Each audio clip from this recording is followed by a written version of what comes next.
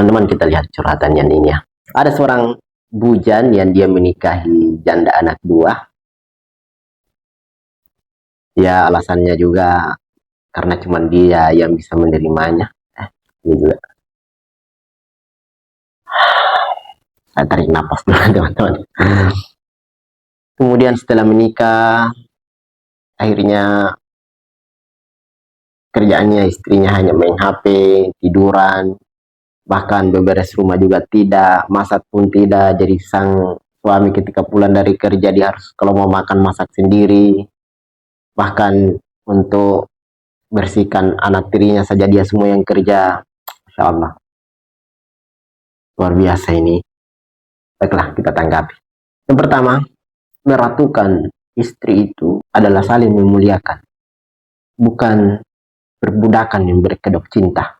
Di dalam Islam, memberikan nafkah adalah merupakan kewajiban suami yang harus dia berikan kepada istrinya dan anaknya di rumahnya. Dan istri adalah yang mengelola rumah, agar ketika suami kembali dari mencari nafkah, ada ketenangan. Disitulah letak sakinah.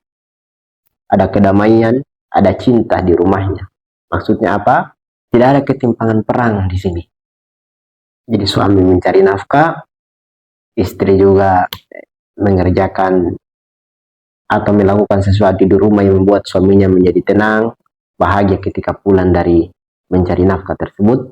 Kemudian dari kisah di atas ini teman-teman sekalian, istrinya ini adalah merupakan kurang lebih ya perempuan yang dalam agama kita namanya nusyuz, ya keluar rumah tanpa izin dari suaminya, tanpa komunikasi dengan suaminya, bahkan sudah lama.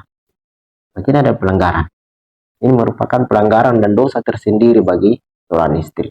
Ini peringatannya. Yang harus dilakukan oleh suami ini adalah dia datang ke rumah istrinya, komunikasi dengan orang tua istrinya kalau masih ada, ceritakan, kalau perlu dia bawa orang untuk menjadi mediator yang bisa menjembatani kalau misalnya dia tidak bisa membangun komunikasi dengan istrinya. Dia bawa orang yang dihormati, yang bisa didengar kata-katanya oleh istrinya, yang bisa menjadi penengah, bukan pembocor rahasia rumah tangga, bukan. Tapi orang yang amanah, yang dia bisa percaya, datang menjadi mediator. Disampaikan keluh kesahnya, supaya komunikasi terbangun dengan baik. Supaya masa-masa lalu yang kelam di dalam hatinya ini suami bisa dihilangkan. Insya Allah. Suami harus bisa menentukan sikap.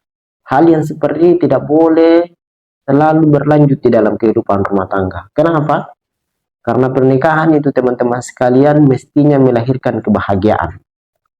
Ada kebahagiaan dan ketenangan, sakinah di dalam rumah tangga. Kalau seperti ini kondisinya, justru adalah sakit hati, justru adalah tekanan jiwa, justru adalah perasaan yang tidak menyenangkan setiap hari berlalu seperti ini. Harus diputus, dihentikan itu. Maka dibangun komunikasi, karena keluarga, rumah tangga dibangun bukan di atas ketimpangan, tapi di atas kerjasama, komunikasi yang baik di antara suami dan istri. Ini penting.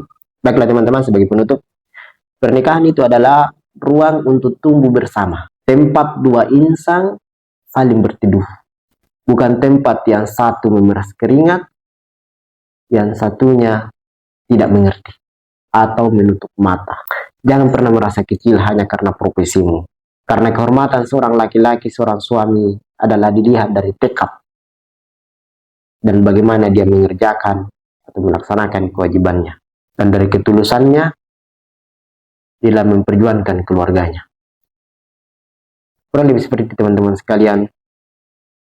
Terima kasih. Assalamualaikum warahmatullahi wabarakatuh.